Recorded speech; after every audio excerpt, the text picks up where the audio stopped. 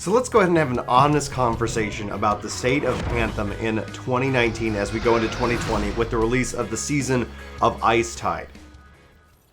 As a returning player to Anthem, IceTide is really overwhelming.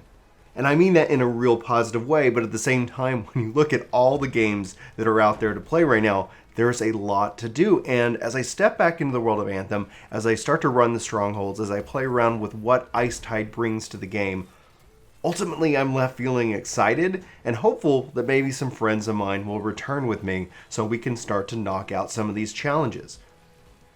And that's where the interest really starts to peak for me and how I'm actually starting to get really excited, because you have this slew of challenges, all meant some to be really quick and some to obviously take more time, that really put you into a lot of different content. So what does IceTide bring to the table and why it might be worth considering returning to this game? Well, first, it brings what they were experimenting with, the Cataclysm, into the Stronghold with a weekly Stronghold challenge, in which that you obviously have a week to complete it and to get the highest score possible. It brings the leaderboards, in which you can start to have a friendly competition with your friends and strangers alike to try to go for the high score. Obviously, increasing the difficulty increases the score. This is something that was introduced again with the Cataclysm, but now is actually being brought in to the overall game itself.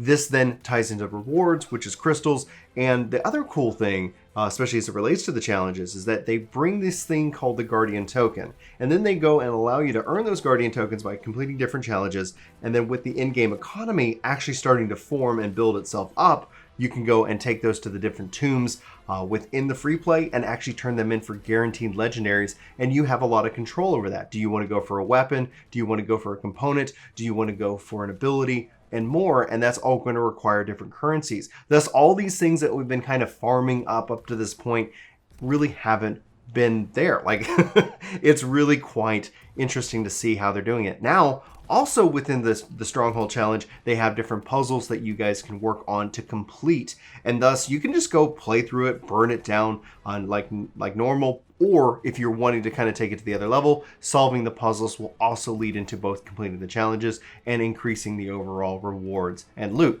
What really makes this fascinating is that as we know that they're working on kind of big updates to this game, we really don't know what those are. And so there is kind of a risk here, and that risk comes into play with, should you go out and buy this game?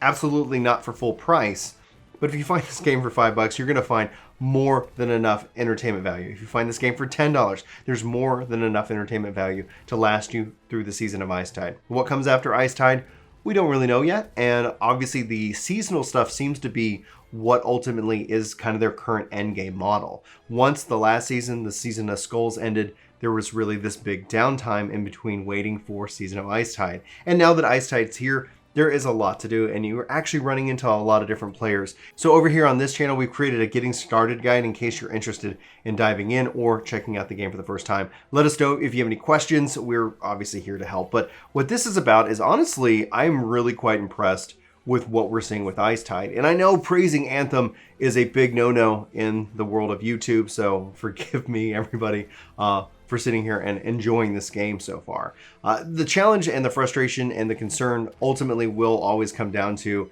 having enough time to play. If I'm able to play this game with friends, this game is more than worth it right now because it gives me something to chase. I never really had something to chase, and as long as 2.0 doesn't completely destroy that, doesn't completely get rid of what I've already collected, this is a really good time to farm up coin, to farm up gear, so you can end up having kind of that sense. Back in Final Fantasy XIV 1.0, there was the sense that what you were doing actually mattered, and it carried forward into 2.0. There's a lot of things that investment that you can make today can ultimately pay off tomorrow. And if you're having fun, that's the real key. So if you've already purchased this game, for example, like you've got it on digital download, you should definitely check out IceTide and see if it's something that's going to be interesting to you. I honestly think it is, if you have nothing else that is entertaining or fun for you right now. Like if you're just, heads down into deep Destiny, which just launched its Season of the Dawn, if you're enjoying Blue Mage and PvP within Final Fantasy XIV, those are two massive games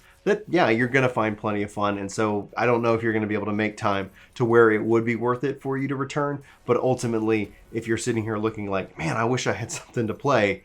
Oh, how is Anthem doing? Is it safe to return? Should I go and play it? Yeah, I would say absolutely. Get the game updated, come back, check it out, see if IceTide is giving you what you felt lacking. Now, still plenty of things that the game can do and hopefully will do over the course of time. There is still, this game is not quote unquote ready for prime time. So if anybody was like, hey Brian, they're selling the game for $60, should I get it? Maybe go see if I've put up an updated video on this yet. I tend not to go ahead and say like I'm going to recommend this game at a full price, but for $5, like, and I've seen it even for 10 and 15, like that ends up being something where you might end up having a lot of fun. There obviously is connected kind of with the EA free trial or the EA basic access as well. So I don't know that cost. I think it's $5. You can even try out the game if you're a member of that. So there's a lot of ways that they can kind of get you to check out the game itself. And ultimately we'll have to wait and see what they do, but they've definitely added a lot. And if you guys have any questions about that, let me know. So obviously I said that it isn't perfect, but really what's fascinating, it's capturing my time, is the time trials. Out in free play, they've added all these different time trials, and I found myself kind of losing almost an hour just trying to compete for that gold medal. And they are challenging. They really are going to push you and test your javelin mobility skills to the limit, as well as learning the map. Doing it over and over again, I found that I got better each and every time. And ultimately, that is also connected into the loot and, and the rewards. It really kind of, it really brings about something that is very exciting to see, and ultimately will be something that will be determined in the long run. Can Bioware turn this around? I know games as a service and MVP releases and games that don't release kind of that full vision can be frustrating. And the question then will end up becoming, should we return to these games that failed initially, but then end up fixing it? So the same thing kind of goes for No Man's Sky, Final Fantasy XIV, and more, because aren't we then sending a message to the companies that it's okay to do this because we will return? And that's a big conversation. And honestly, I think you as an individual have to make that choice for yourself. I'm not so specifically worried about it because I believe that as the development team does the things that they need to do, that they make the right choices, they help fix the issues that they brought in, that they listen to the players, that should be rewarded, and that should be more important than trying to send any one message to a particular publisher. That's why it's also important that we don't pre-order games.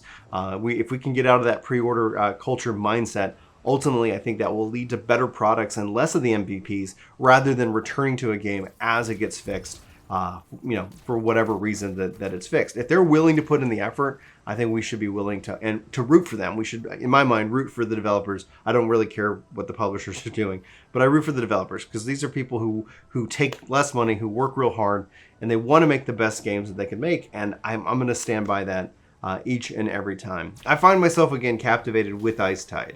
I find myself wanting to play it more and more. If you're on PC, if you're on Xbox and you want to team up, let me know. I wish the guild system worked a little bit easier so we could post a link. Who knows if we'll see some updates to that, and who knows what 2.0 will bring and when it will bring it. It could still be a while away, but there's still some nice quality of life things that they're putting in here. There's still plenty of things that I want them to do and I wish they would do, but donning the storm for IceTide as opposed to the Season of the Skulls is far more interesting to me right now. It feels like things are starting to come together.